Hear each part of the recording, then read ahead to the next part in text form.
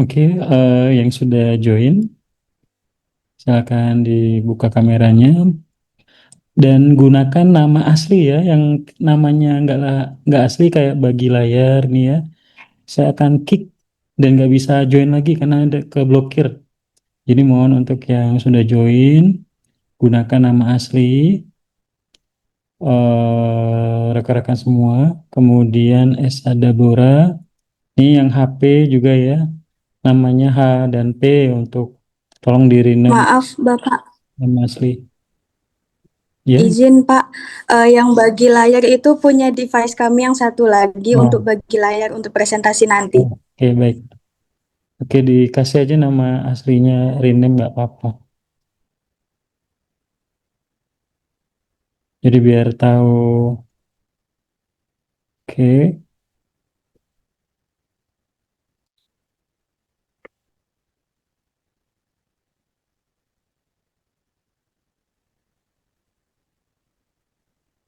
oke kita mulai.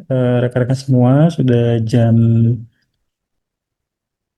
4:31. Assalamualaikum warahmatullahi wabarakatuh. Selamat sore, salam sejahtera untuk kita semua.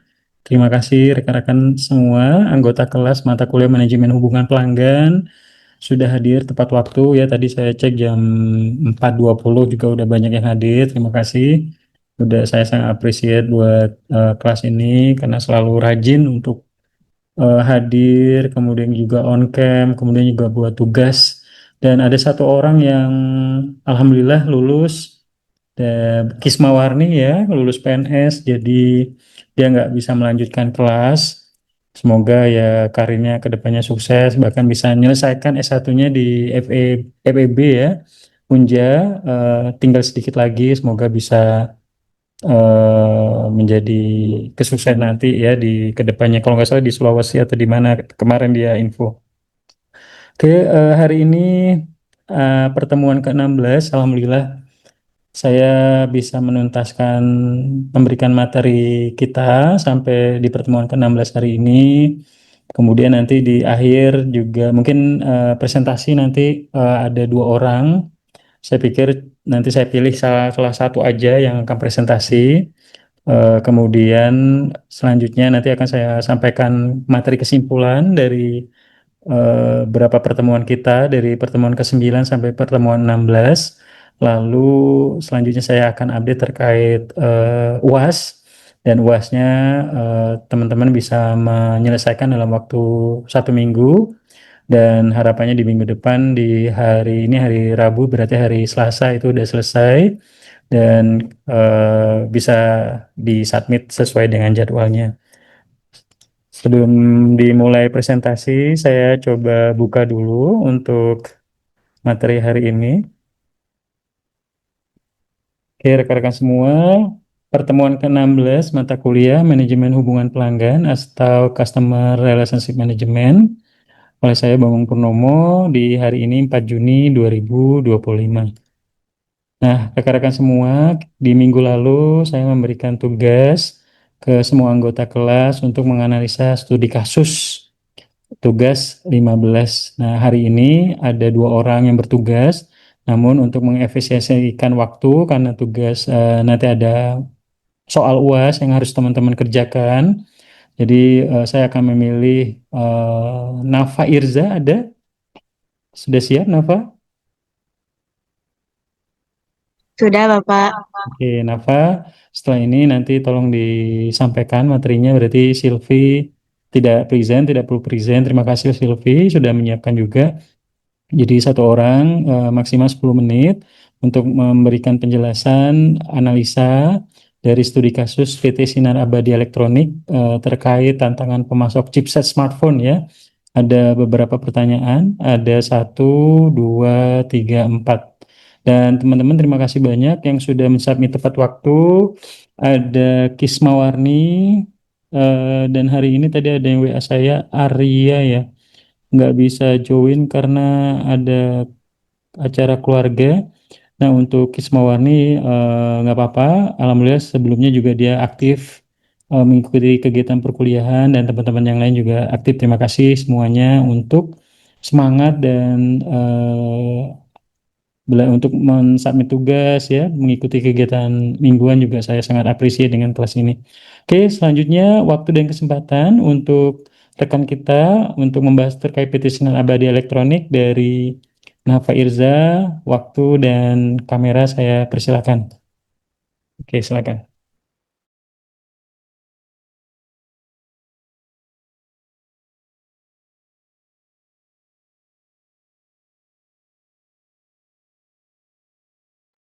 Sudah bisa share?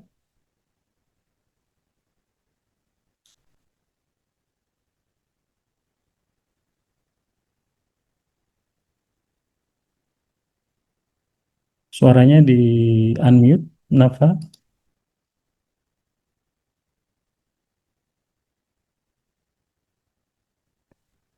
Baik, terima kasih Bapak. Izin memulai. Assalamualaikum warahmatullahi wabarakatuh. Waalaikumsalam warahmatullahi wabarakatuh. Sebelumnya perkenalkan nama saya Nafa Irza dengan NIM C1B 023034 yang mana pada hari ini akan mempresentasikan materi mengenai studi kasus pada PT Sinar Abadi Elektronik. Sebelum memulai, izinkan saya mengucapkan terima kasih terlebih dahulu kepada Bapak Bambang Purnomo SEMM yang mana telah mengizinkan saya untuk mempresentasikan materi pada hari ini. Langsung saja. Seperti yang teman-teman ketahui soalnya, jadi tidak perlu saya jelaskan panjang lebar. Masuk saja ke inti masalahnya. Jadi PT Sinar Abadi ini menghadapi berbagai masalah dan risiko besar karena terlalu bergantung pada satu pemasok utama mereka, yaitu Global Chip Corp atau GCC yang tidak stabil dalam hal pengiriman, kualitas, harga, maupun komunikasi. Jadi langsung saja masuk ke persoalan pertama. Di sini, identifikasi masalah utama yang dihadapi PT Sinar Abadi Elektronik terkait hubungan dengan GCC. Jadi yang pertama itu, bentar, Pak.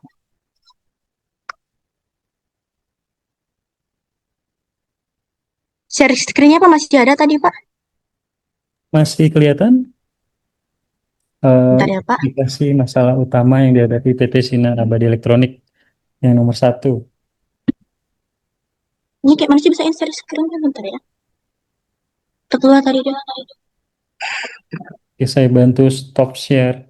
Coba Nah, ya. di-share kembali. Baik Pak, izin lanjut memulai. Jadi yang pertama itu, ada ketergantungan tinggi terhadap satu pemasok atau single sourcing risk. Jadi PT Sinar Abadi Elektronik ini sangat bergantung pada GCC yang memasuk 70% kebutuhan chipset. Ketergantungan ini membuat Nafa sebentar, Nafa. Coba ini dulu, di-share kembali. Tadi saya stop share karena Nafa minta di stop share. Coba share kembali.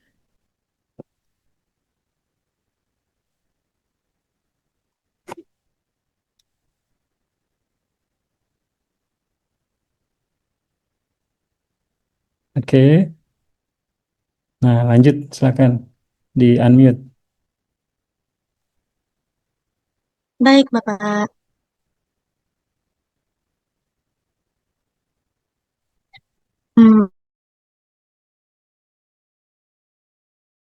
Bentar ya.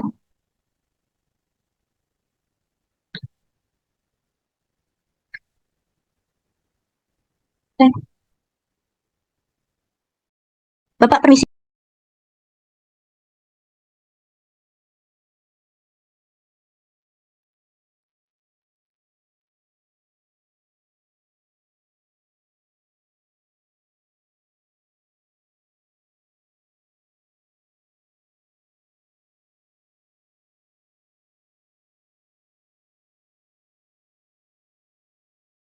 Baik, lanjut memulai. Jadi PT Sinar Abadi Elektronik ini sangat bergantung pada GCC yang memasuk 70% kebutuhan chipset. Ketergantungan ini membuat perusahaan rentan terhadap gangguan pasokan karena tidak memiliki alternatif yang tepat. Lalu yang nomor 2 ada keterlambatan pasokan dan juga downtime produksi. Masalah internal di GCC menyebabkan keterlambatan pengiriman chipset yang berakibat pada downtime produksi, hilangnya peluang penjualan dan juga keterlambatan peluncuran produk baru. Lalu yang ketiga ada kualitas chipset yang tidak konsisten. Nah, beberapa batch chipset dari GCC menunjukkan tingkat kerusakan yang tinggi, sehingga menyebabkan biaya rework, penurunan efisiensi, dan juga potensi penurunan kualitas produk akhir. Lalu yang keempat, kurangnya komunikasi dan juga transparansi. Nah, GCC tidak memberikan informasi yang memadai tentang perubahan pasokan atau kendala internal mereka yang menghambat pengambilan keputusan PT Sinar Abadi. Hal ini menimbulkan ketidakpercayaan dan juga memperburuk koordinasi antar organisasi.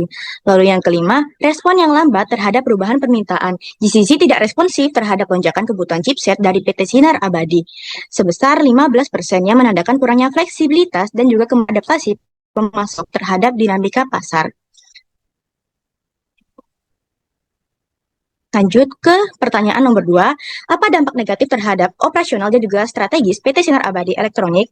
Jadi dampak negatif terhadap operasionalnya yaitu yang pertama, menyebabkan penurunan volume produksi. Lalu yang kedua, downtime dan juga inefisiensi proses. Lalu yang ketiga, biaya produksi meningkat seperti biaya rework, harga chipset, dan juga biaya darurat. Lalu yang keempat, kualitas produk ini menjadi terancam. Kelima, ketidakmampuan untuk memenuhi permintaan pasar. Lalu selanjutnya, apa dampak negatif terhadap stratema kerugian reputasi merek PT Jam. Lalu yang kedua, krisis produk. Lalu yang ketiga, menurunnya kepercayaan investor dan juga mitra bisnis. Lalu yang keempat, kehilangan pangsa pasar. Dan juga 5, ketidakseimbangan rantai nilai. Lanjut ke pertanyaan nomor 3, akar permasalahan ketergantungan yang berlebihan pada satu pemasok. Jadi yang pertama itu ada ketiadaan strategi manajemen risiko rantai pasok, tidak adanya rencana cadangan seperti contingency plan, dan juga kurangnya skenario mitigasi risiko. Lalu nomor 2, kurangnya evaluasi kinerja pemasok secara progresif. GCC mengalami penurunan performa, tetapi tidak adanya intervensi ataupun evaluasi berkala yang tegas. Lalu yang ketiga, hubungan pemasok yang tidak kolaboratif. Hubungan antara PT Sinar Abadi dan GCC cenderung transaksional, bukannya strategis. Lalu yang keempat, ketiadaan vendor backup atau multi-sourcing. Jadi PT Sinar Abadi tidak membangun hubungan dengan alternatif pemasok lainnya, seperti second supplier atau vendor. Lalu yang kelima, kurangnya integrasi sistem dan juga visibilitas supply chain.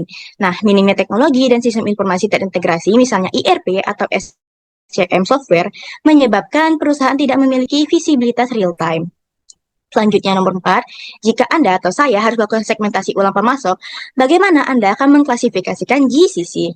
Nah, jika dilakukan segmentasi ulang pemasok pada PT Sinar Abadi Elektronik, GCC ini harus diklasifikasikan sebagai pemasok strategis atau strategic supplier. Nah, hal ini karena GCC memasok 70% kebutuhan chipset komponen inti dalam produksi smartphone, sehingga memiliki dampak yang sangat besar terhadap kelangsungan operasional, kualitas produk, dan juga daya saing perusahaan. Ketergantungan yang tinggi pada GCC menempatkan perusahaan pada risiko besar jika terjadi gangguan pasokan, nah masalah kualitas ataupun kenaikan harga. Oleh sebab itu, GCC masuk dalam kategori pemasok dengan risiko tinggi dan nilai strategis yang tinggi, yang membutuhkan pengelolaan hubungan jangka panjang, kolaboratif, dan juga pengawasan kinerja yang intensif.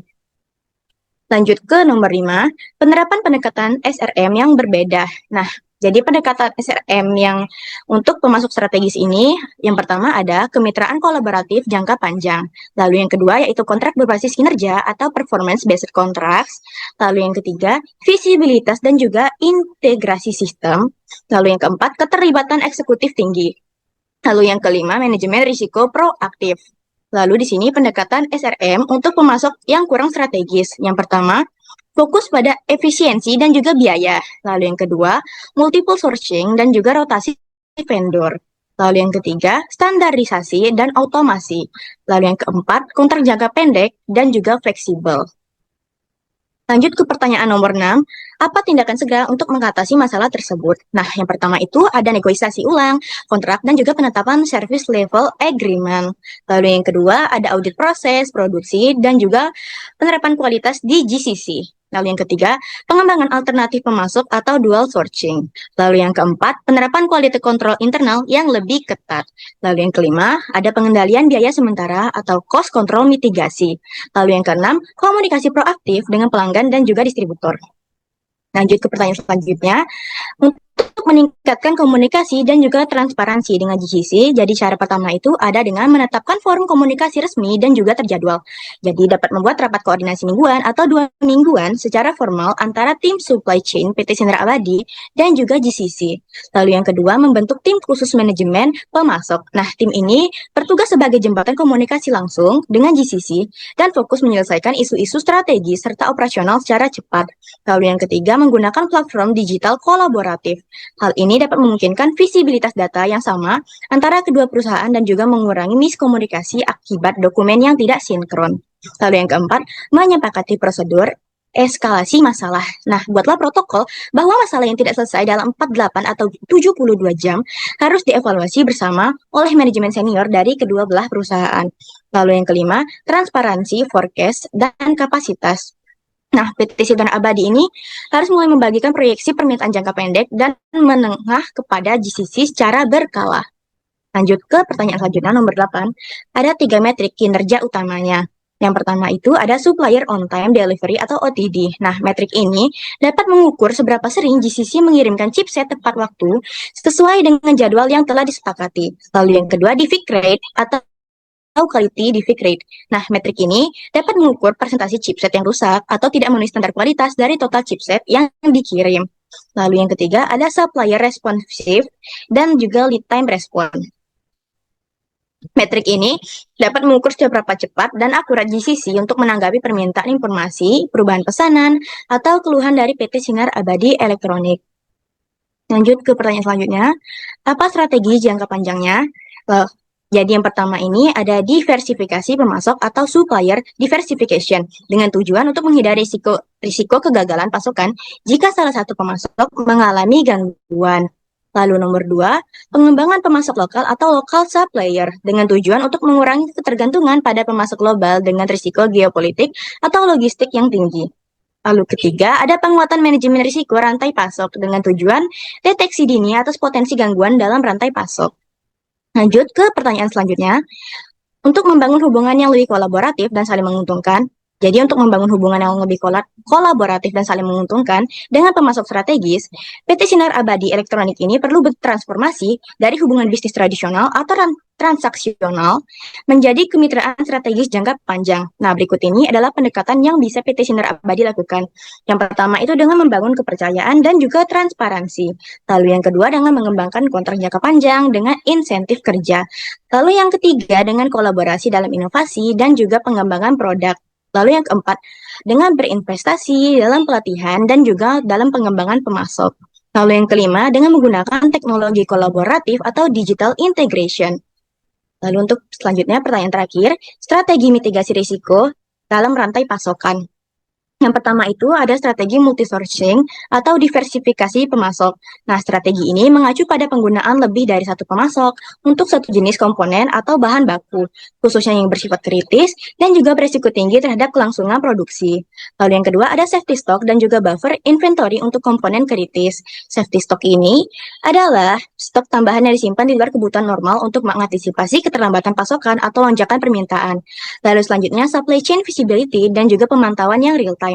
Dapat meningkatkan visibilitas berarti PT Sinar Abadi harus dapat melihat seluruh status aliran pasokan secara real time, dimulai dari pemasok hingga ke distribusi. Baiklah, sekiranya itu saja yang dapat saya sampaikan. Saya ingin meminta maaf apabila ada salah kata maupun data. Terima kasih atas perhatiannya. Saya ucapkan wabillahi taufiq wal hidayah. Wassalamualaikum warahmatullahi wabarakatuh. Terima kasih. Terima kasih, Nafa. Waalaikumsalam. Baik, selanjutnya kita lanjutkan. Jadi kita kemarin di minggu lalu membahas terkait supplier, ya, SRM. Jadi teman-teman sudah banyak bisa memahami betapa pentingnya supplier itu ke perusahaan. Jadi nggak hanya pelanggan, pelanggan memang nomor satu karena kalau misalnya kita nggak ada pelanggan, operasional perusahaan, siapa yang beli dan gaji karyawan gitu ya, omset perusahaan yang menjadikan revenue, pendapatan dan bisa menjadikan ini ya untuk menggaji karyawan. Namun juga di sini kita bisa memahami bahwa SRM ini supplier relationship management ini sangat-sangat penting dalam mendukung operasional perusahaan ya seperti GCC tadi dijelaskan oleh rekan kita Nafa bahwa ini adalah strategic partner ya bagi PT Sinar Abadi Electronics. Jadi memang benar-benar harus saling win-win solution, saling menguntungkan, nggak ada yang lebih tinggi dan nggak lebih rendah. Jadi memang harus berkolaborasi untuk memberikan yang terbaik. Oke, baik. Terima kasih Novak dan rekan-rekan semua. Saya coba menjelaskan sekitar 15 menit kesimpulan dari pertemuan kita, dari pertemuan ke-9 sampai pertemuan hari ini, pertemuan ke-16, sebelum saya sampaikan materi mengenai UAS. Jadi di implementasi atau pelaksanaan CRM itu juga pasti banyak tantangan. Mengapa? Ya pasti yang namanya bisnis, apalagi kita memiliki SDM yang berbeda-beda secara kemampuan, pendidikan ya, latar belakang, kemudian dan lain sebagainya pasti berimpact pada untuk implementasi awal CRM itu pasti ada sesuatu penolakan, kemudian juga karyawan juga enggan untuk mencoba. Namun kalau misalnya sudah terlaksana dengan baik, CRM ini betul-betul bisa membantu perusahaan dalam menjalankan operasional lebih efisien dan tentunya bisa membantu bisnis bisa berjalan dengan baik. Nah, implementasi CRM ini melibatkan ya semua pihak ya dari level atas sampai level bawah, kemudian juga menggunakan teknologi, internet, proses bisnis, dan yang paling penting juga budaya organisasi. Jadi kalau misalnya kita udah terbiasa menggunakan sistem CRM yang rapi ya, yang efisien dibandingkan dengan yang manual ya, pencatatan manual gitu ya, itu akan lebih menjadi budaya yang baik bagi perusahaan. Nah, perusahaan juga banyak tantangan juga dalam melaksanakan pelaksanaan implementasi CRM sendiri. Yang pertama biasanya resistensi atau penolakan ya terhadap sesuatu yang baru itu wajar biasanya, misalnya orang-orang yang tua gitu ya, yang nggak tech savvy, yang nggak mengerti mengenai teknologi, menggunakan komputer, menggunakan internet, misalnya biasanya manual gitu ya. Nah sekarang ada sesuatu yang baru.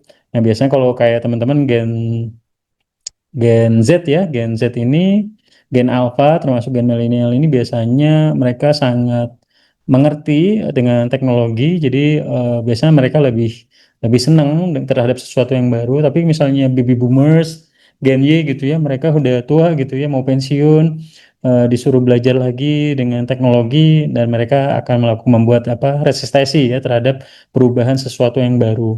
Kemudian juga keterlibatan manajemen yang kurang. Nah, ini juga menjadi tantangan juga kalau misalnya manajemennya tidak mendukung sepenuhnya pelaksanaan CRM, tentunya ya manajemen sampai di level bawah pun juga enggan untuk melaksanakan. Jadi memang harus ada komitmen dan menjadi budaya ya, arahan dari atas sampai bawah pada saat membuat suatu sistem pelaksanaan CRM dari atas sampai bawah mereka harus dilakukan seperti itu.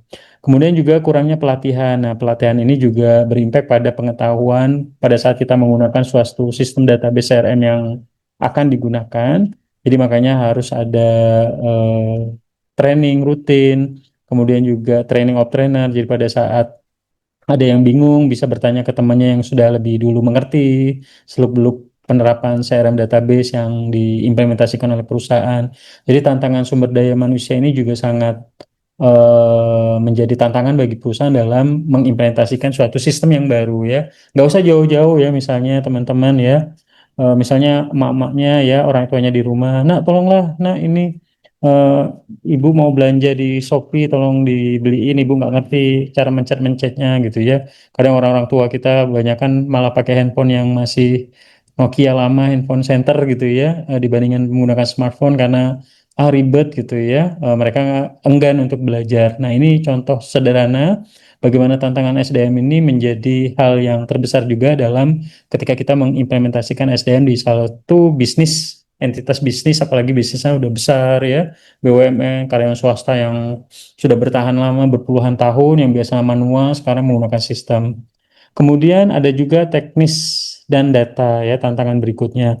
Jadi kualitas data yang buruk ya, data pelanggan yang tidak lengkap, usang, duplikasi itu menghasilkan juga data yang keliru, database yang tidak rapi. Jadi makanya ketika kita membuat sistem atau jadi perusahaan itu dalam membuat CRM itu nggak harus membangun sistem dari awal dari nol, di mana tim meng-hire tim IT misalnya ya, kita juga bisa menggunakan sistem database yang kita hire dari penyedia CRM database misalnya ya, kayak Oracle gitu-gitu ya database. Jadi mereka menyediakan sistem database yang bisa kita gunakan ya. Kemudian SAP dari Jerman gitu ya, kita bisa gunakan sistem database mereka untuk membantu operasional perusahaan seperti itu. Dari laporan keuangan, sistem penjualan, input data dan lain sebagainya.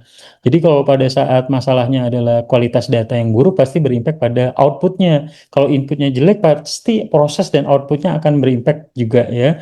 Jadi datanya benar-benar dari awal itu memang benar-benar harus rapi, diperbaiki, sehingga datanya juga akan sangat informatif untuk dilakukan analisa dan digunakan sebagai informasi bagi manajemen.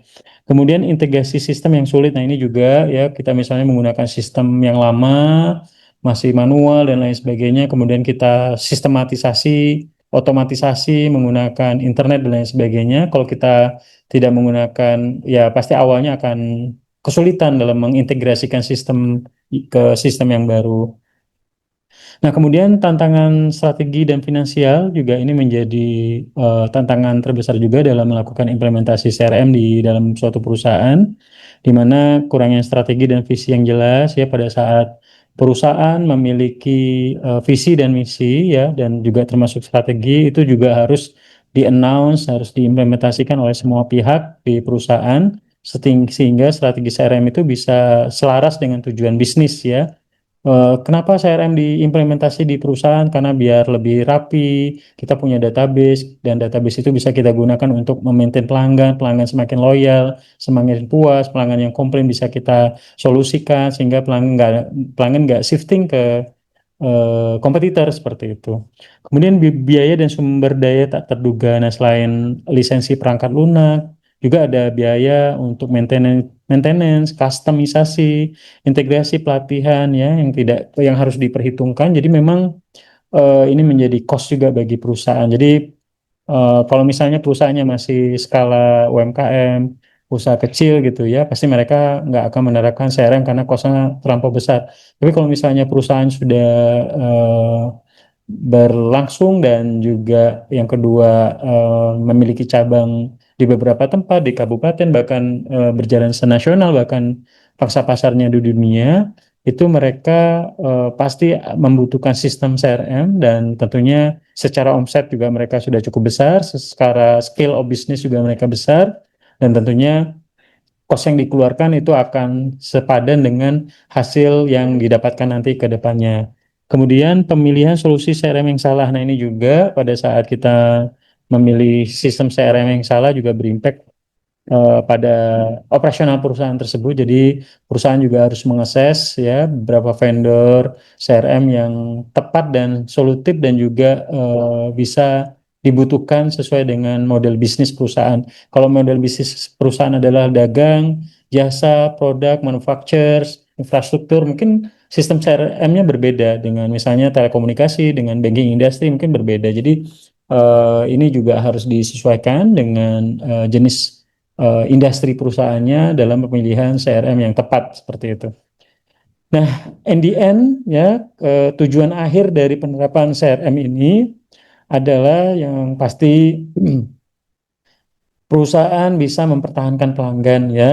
Jadi ketika CRM itu bisa diimplementasikan dengan baik melalui sistem ya customer service, complaint handling, memiliki database yang baik ya, kita bisa meningkatkan kepuasan dan loyalitas pelanggan ya. Kita bisa memberikan layanan personal, kemudian respon yang relevan, pelanggan-pelanggan yang komplain bisa kita hubungi, bisa kita telusuri, ada logbook ketika mereka mengkomplain dengan layanan kita, sehingga kita bisa memberikan layanan yang terbaik. Kemudian juga berimpact pada loyalitas tinggi, mereka juga akan merekomendasikan dari mulut ke mulut, wah bagus lo pakai IndiHome, lebih bagus. Kalau kita lapor ke call centernya juga 3-4 jam sudah tersolutif dibandingkan pesaing-pesaingnya gitu ya. Mereka juga lebih senior, udah puluhan tahun main di industri internet, telekomunikasi seperti itu. Jadi loyalitas ini yang tentunya bisa meningkatkan kepuasan pelanggan. Somehow pelanggan itu memilih suatu produk dan layanan tidak hanya fokus di harga murah saja ya.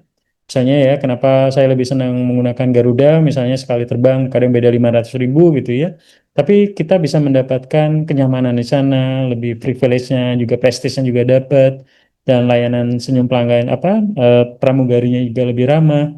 Somehow pelanggan itu akan memilih layanan dan servis perusahaan-perusahaan yang memberikan servis yang terbaik. Seperti kenapa kita memilih memilih sorry memilih Singapore Airlines gitu ya. Kemudian kenapa kita milih mobil Toyota gitu ya dibandingin Wuling ataupun yang lainnya, pasti kita memiliki konsiderasi sendiri dari sisi layanan, servis ya, kemudian after sales. Kalau terjadi kendala kita bisa ke bengkel terdekat dan lain sebagainya. Kemudian selanjutnya ketika pelanggan itu sudah puas, sudah loyal dengan menggunakan produk dan layanan yang kita jual, berimpact pada pendapatan dan profitabilitas ya. Jadi kita bisa melakukan retensi pelanggan, artinya kita bisa mempertahankan pelanggan existing biar pelanggan itu nggak pindah ke kompetitor. Kemudian upselling dan cross-selling ini artinya kita pelanggan-pelanggan yang ada itu bisa kita tawarkan, Pak, ini kami ada produk baru, mau nggak Pak kita pindah paket, Pak? Ini Bapak menggunakan 30 Mbps, sekarang Bapak kan di rumah ada 10 orang. Bapak bisa pakai yang 100 Mbps, lebih cepat, lebih nyaman gitu ya. Kemudian optimalisasi penjualan yang tentunya dari ini semua pelanggan puas, pelanggan nyaman menggunakan layanan, pelanggan membeli terus produk berlangganan dengan produk layanan kita, dan in the end adalah pendapatan dan profitabilitas perusahaan itu juga akan meningkat ya. Kemudian juga mengurangi akuisisi pelanggan. Ingat bahwa untuk mengakuisisi pelanggan baru atau kita menjual suatu produk layanan itu cost-nya lebih besar dibandingkan kita mempertahankan pelanggan yang sudah ada ya. Misalnya teman-teman sudah terbiasa pakai Honda. Pasti kalau misalnya sudah puas dengan layanan Honda, bengkelnya juga luas, spare part-nya juga murah-murah, pasti teman-teman mau pindah ke Suzuki atau Kawasaki atau ke Yamaha itu pasti enggan gitu ya. Nah, ini juga bisa dijalankan terus, bagaimana kita bisa menjalankan fungsi CRM dengan baik, agar kita nggak perlu cost yang besar untuk promosi, untuk mengakuisisi pelanggan baru, promosi di baliho, di billboard, di iklan, ya, di media massa dan lain sebagainya, karena costnya juga lebih besar seperti itu.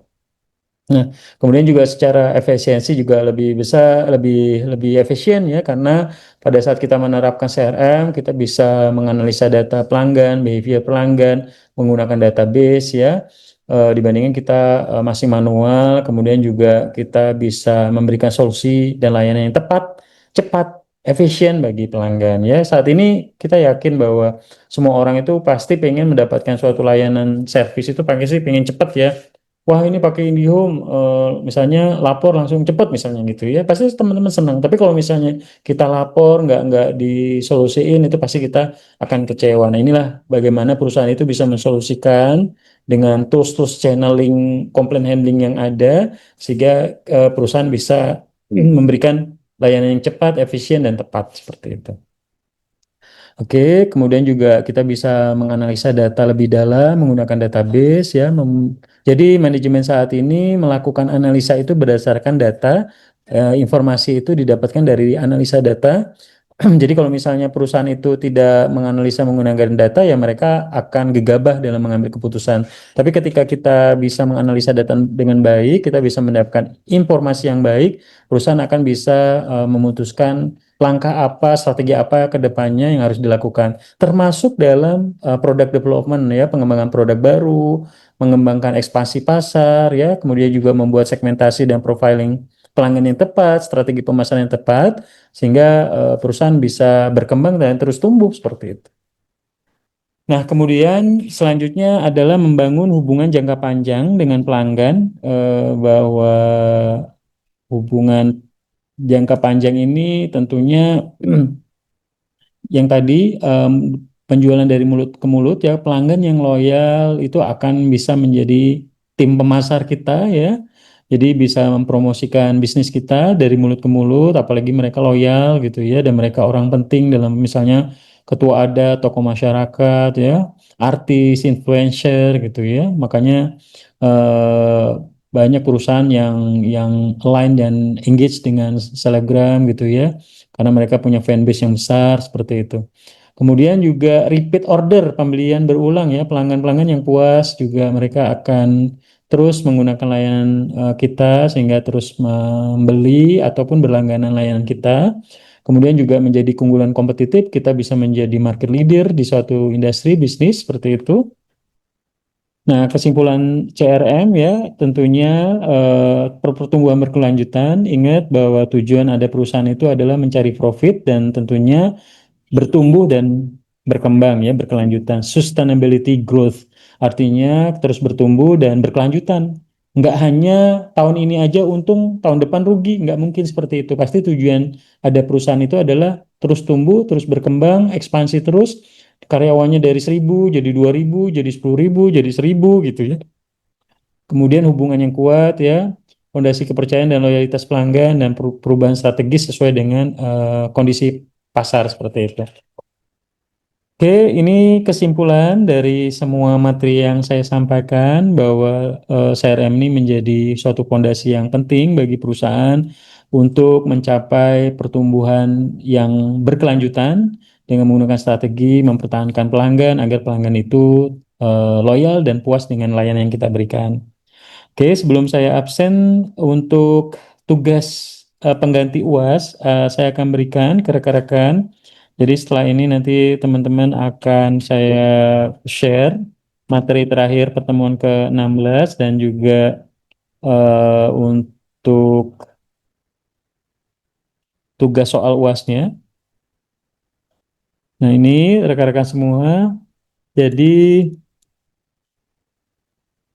tugasnya ini ada tugasnya silakan ya. Jadi kalau misalnya hari ini atau besok sudah selesai, silakan kan teman-teman mulai ujian ya, mulai ujian tanggal 5 sampai tanggal 16. Misalnya saya mau selesaiin malam ini biar cepat selesai, silakan ya. Semakin cepat semakin bagus. Deadline ini tugasnya ini di hari Selasa paling lama 10 Juni 2025 jam 5 sore ya, seperti biasa teman-teman submit tugas paling lama di sore, satu hari sebelum perkuliahan. Jadi ini adalah pertemuan terakhir saya dengan teman-teman. Jadi untuk minggu depan nggak ada pertemuan lagi dan nilainya langsung saya akan rekap. Jadi mohon untuk mensubmit tugas tepat waktu. Nah, tugasnya apa? Yang pertama, teman-teman tolong buat resume.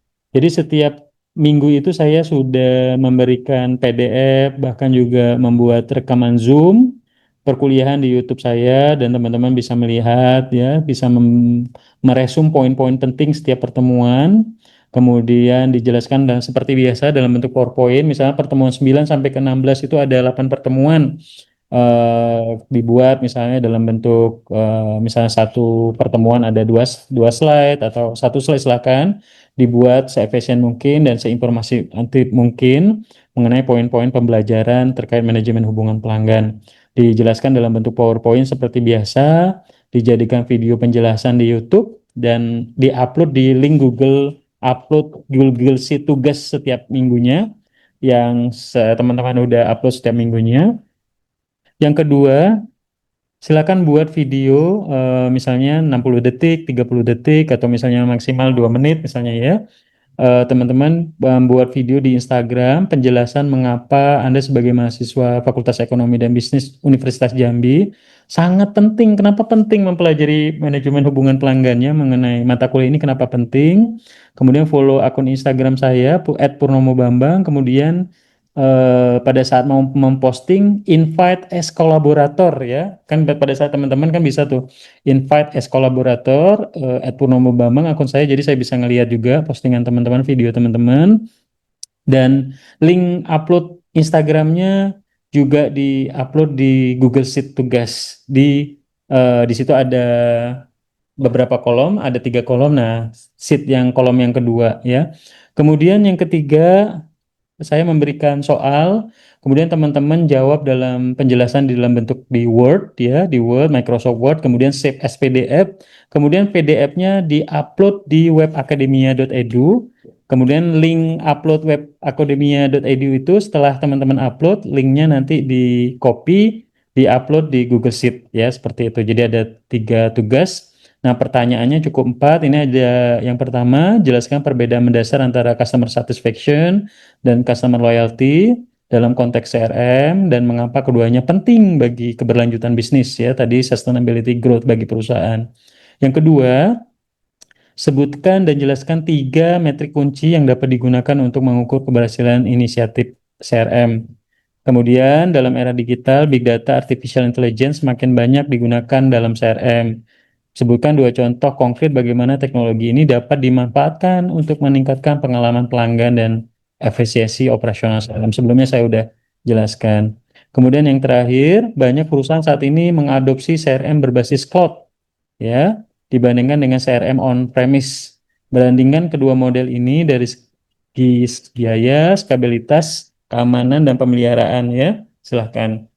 Oke, ini soalnya nanti saya akan share. Kemudian untuk selanjutnya, nah di sheet tugas, nah ini sheet tugas ya, sheet ini di tugas UAS nanti ada 3 tugas part 1, part 2, part 3 silahkan dibuat. Masih banyak waktu dari ini PR-nya paling lama Selasa 10 Juni jam 5 sore. Pak boleh nggak malam ini kalau udah selesai? Boleh silahkan ya, siapa cepat ya lebih baik. Dan jangan lupa dibuat ya, jangan sampai kosong untuk nilai UASnya. Oke, ada yang mau ditanya terkait tugas sebelum saya absen? Tugas pengganti UAS? Udah mengerti ya, tinggal dieksekusi aja. Untuk web akademia ini siapa nih? Desni ya? Silakan Desni. Baik, terima kasih Pak atas kesempatannya. Ya. Izin bertanya Pak dari eh, pertanyaan untuk UAS ini. Untuk yang tugas resumenya itu tugas resume dari kegiatan perkuliahan yang dijelaskan Ya, PPT dari ya, Bapak atau dari yang PPT tugas. saya. Dari PPT Oh, saya. Jadi saya setiap minggu kan memberikan PDF tugas, sorry, memberikan PDF materi ya, materi PDF. Silahkan dibaca kembali, diresum mana yang menurut teman-teman penting, dan teman-teman jadikan PowerPoint resume. Misalnya pertemuan 1, pertemuan 9, pertemuan 10, pertemuan 11, sampai pertemuan 16 hari ini, kesimpulan. Nah, kemudian dijelaskan dalam bentuk video, misalnya, wah, saya mau buat 20 slide aja atau 20 slide ya silahkan ya. Diambil, dijelaskan sehingga teman-teman bisa membaca kembali, memahami kembali, menjelaskan kembali dalam bentuk video dan sehingga pemahamannya akan lebih dalam. Gitu ya, Desni. Ada yang lain? itu saja Pak. Oke. Terima kasih Pak. Terima kasih ya. Nah, untuk yang web akademia ini mungkin teman-teman sudah pernah ada yang buka ya. Tinggal di-upload di sini, upload yuk misalnya di sini PDF ya teman-teman, tinggal upload. Kemudian kalau setelah upload nanti muncul di sini ya, tinggal choose filenya. Yaudah, misalnya nanti masuk, misalnya setelah di-upload tuh nanti seperti ini misalnya ya. Nanti teman-teman tinggal tinggal di copy aja linknya ya. Tinggal di copy aja linknya, tinggal dimasukkan ke link tugas ke sini gitu ya misalnya. Nah, gitu. Saya pikir cukup itu ya. Oke, saya absen dulu sebentar. M. Fadila Akbar ada. Hadir, Pak. Oke, kemudian Safira, Hadir, Pak. Sahrul, Hadir, Pak. Kismawarni karena lulus PNS ya. Oke, kemudian Anissa ada. Hadir, Pak. Hadir, Revalisa, Hadir, Reva, Pak. Hilda, Hadir, Pak. Nabila, Hadir, Pak. Marcelina, Hadir, Pak. kemudian Christine, ada Christine, Hadir, Pak. Dewi Anggraini, Hadir, Pak. Dewi Hadir, Pak. Silvi Rahma, Hadir, Pak. kemudian Nafa Irza, Hadir, Pak. Willy Aulia, Hadir, Pak. Nur Aisyah, Hadir, Pak. Harinda, Hadir, Pak. Stefania, Hadir, Pak. Esa Deborah, Hadir, Pak. Muhammad Niko Duyanto, Hadir, Bapak. kemudian Alda Rifa, Hadir, Pak. Desri, Hadir, Pak. Beta, Beta Alpha ya. Hadir, Pak. Oke, Desni, Hadir, Pak. Sofitri, Hadir, Pak. Arya, Arya. Hadir, Pak. Oh, hadir. Oke. Oke, Widya Hanifah. Hadir, Pak. Oke, Siska Nabila, Hadir, Pak. RTS Febriani, Hadir, Pak. Melati Humairah, Hadir, Pak. Sally, Hadir, Pak. kemudian siapa nih? RTS Vira Naila. Hadir Pak, mohon izin tanya Pak. Hmm? Untuk pembuatan video tugas UAS ini apa kita perlu memakai baju seperti ketentuan akademik hitam putih atau bebas sopan Pak? Bebas aja, nggak ada ketentuan yang harus resmi, formal harus putih hitam enggak. Yang namanya kita dunia digital saat ini harus bergerak cepat, nggak tergantung birokrasi yang harus A B C D E harus. Saya nggak suka seperti itu karena memang background saya kan pebisnis, jadi saya pengen yang efisien, cepat, bagus, informatif, poin per poin dah gitu aja. Jadi nggak harus pakai yang pasti. Jangan juga nggak pakai baju ya, harus pakai baju yang sopan gitu. Cukup, saya pikir itu cukup. Karena yang saya akan nilai adalah konten, informasi, desainnya, kemudian template apa desain PPT-nya informatif, penyampaian juga bagus gitu. Itu udah cukup. Oke, Terima kasih. thank you Leni. Hadir, Pak. Oke, Jingga. Pak. Oke. Sebelum saya tutup, saya mau nampilin video yang bagus buat kita semua sebelum saya tutup ya.